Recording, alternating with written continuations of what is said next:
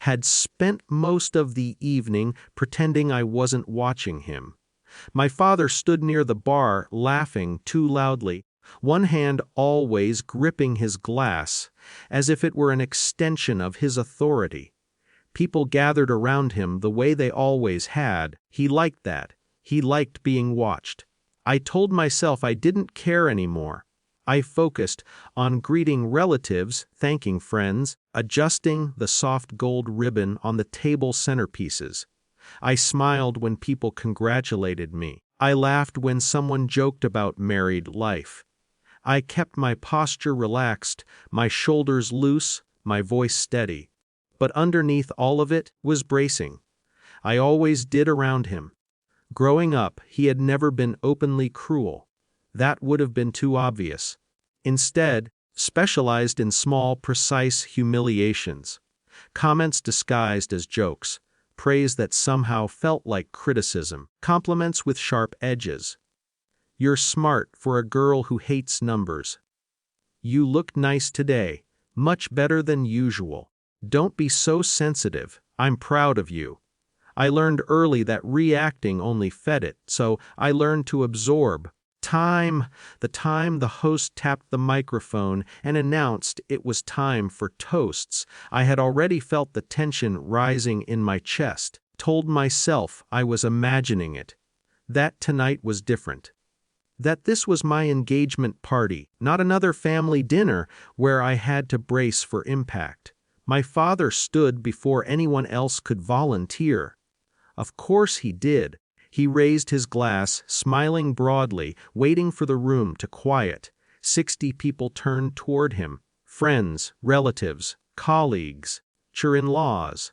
My fiancé squeezed my hand lightly under the table.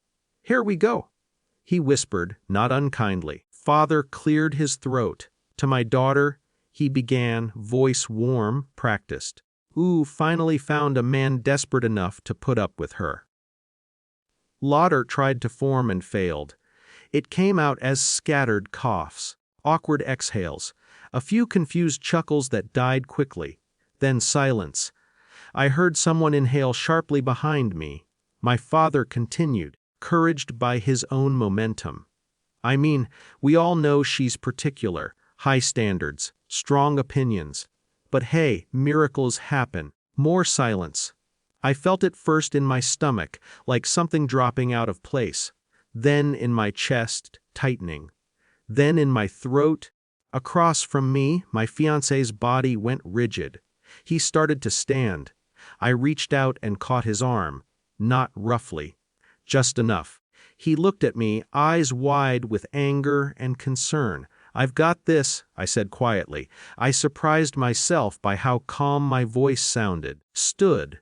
The room seemed to tilt slightly as I did, as if people weren't sure what was supposed to happen next. Heels clicked softly against the floor as I walked toward the front. I didn't look at my father. I walked past him, past the microphone, to the small table where my laptop had been resting, half hidden behind a stack of programs. Months earlier, accidentally opening the wrong folder on his shared computer, I had seen things I wasn't supposed to see. Transfers, accounts, invoices that didn't match contracts. At first, I told myself it was none of my business. Then I made copies anyway, told myself it was just in case. Even then, I felt ridiculous, paranoid, dramatic. I opened the laptop. The screen lit my face. The soft hum of the projector kicked in as the display appeared on the wall behind me. A spreadsheet, clean, organized, labeled. Transaction records, company accounts, private accounts, dates, amounts, notes, no commentary, no highlighting, no accusations, just data. For a few seconds, nothing happened. People leaned forward. Someone whispered, "What is that?" My father laughed nervously. "Sweetheart, what are you doing?" I still didn't look at him. I scrolled. More entries appeared. Familiar name in the corner of the screen shifted in his peripheral vision. His business partner. I saw it before I heard it. The man standing near the window went pale. His fingers loosened. His glass slipped from his hand and shattered against the floor. The sound was sharp and final. Every head turned. He didn't bend to clean it up. He just stared at the screen. A woman near him whispered, "Oh my God." Someone else muttered, "That can't be real." But it was. Two members of the venue's management staff approached, alerted by the broken glass and the sudden tension. One of my uncles, who also happened to be a retired auditor, stood slowly, adjusting his jacket, eyes fixed on the projection. "This needs to be addressed," he said quietly, not loudly, not angrily, firmly. My father finally stopped smiling. "What is this?" he demanded. "You think you can embarrass me like this?" Turned to face him for the first time. "I think," I said evenly. "You embarrassed yourself. I just stopped pretending." Opened his mouth, closed it, opened it again. No words came out. Around us, people were no longer watching him with admiration. They were watching with assessment, with recalculation. Phones stayed in pockets. No one recorded, no one shouted. It wasn't dramatic. Was worse, it was serious. Within minutes, 2 senior relatives and a company representative had pulled my father and his partner aside. Voices were low, faces were grave. The music never resumed. The party didn't officially end, but everyone understood it was over. Later outside, cool air against my skin, FIANCÉ wrapped his arms around me. "You were incredible," he said softly. "I wasn't trying to be," I replied.